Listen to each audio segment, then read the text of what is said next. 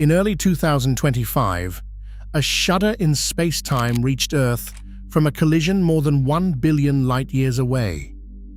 Two black holes had slammed into each other long before our species existed, and the ripple they sent out delivered the sharpest confirmation yet of a prediction Stephen Hawking made more than 50 years ago in his 20s, with nothing but pure mathematics.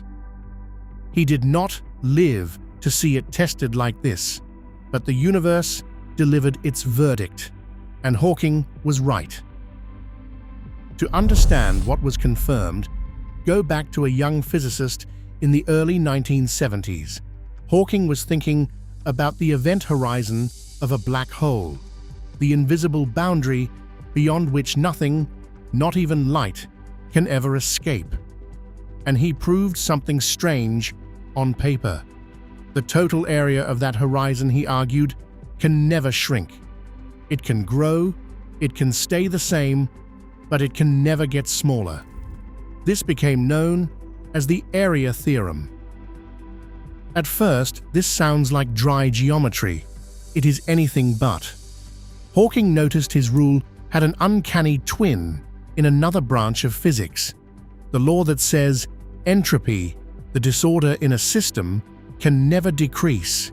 Heat flows from hot to cold, never the reverse.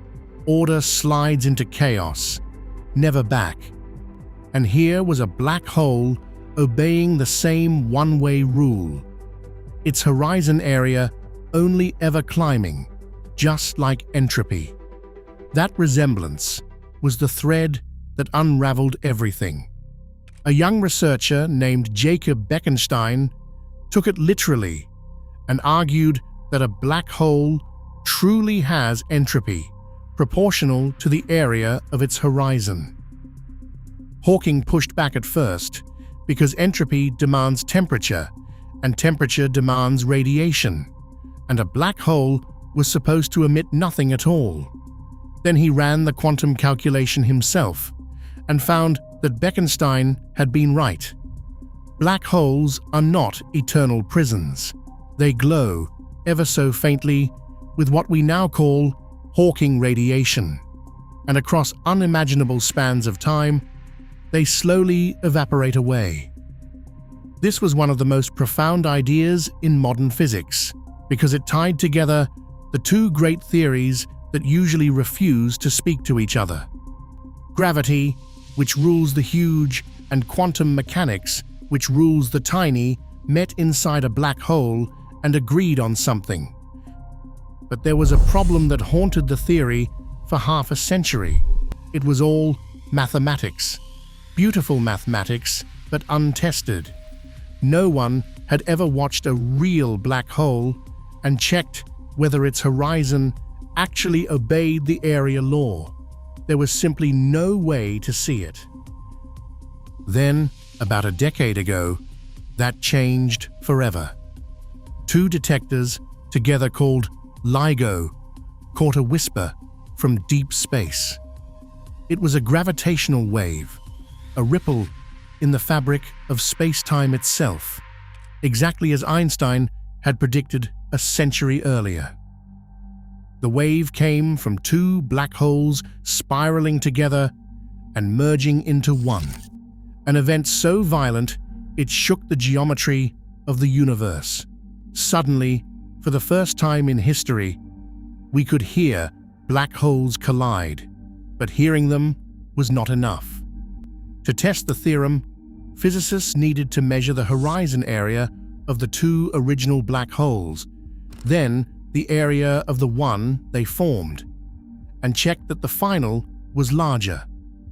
That first signal was clean enough for a cautious early attempt, made years later, but not sharp enough to settle the question.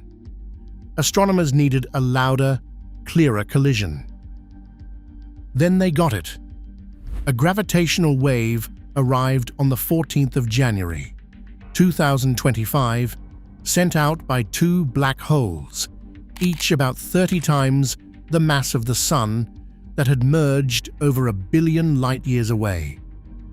This time, The detectors were nearly 4 times more sensitive than when they made that first historic catch a decade earlier. The signal was so clear that scientists could read the fine details of the final ringing of the black hole, like listening to the individual notes of a struck bell as it settles into silence. The measurement was decisive. Before the merger, the two black holes had a combined horizon area of roughly 240,000 square kilometers, about the size of the United Kingdom. After they became one, the new horizon covered about 400,000 square kilometers, closer to the size of Sweden. The area had grown, clearly and unmistakably, exactly as Hawking had insisted back in 1971. The law held, not in the safe world of equations, but out there in the most extreme gravity the universe can produce. It is worth being precise about what this does and does not prove.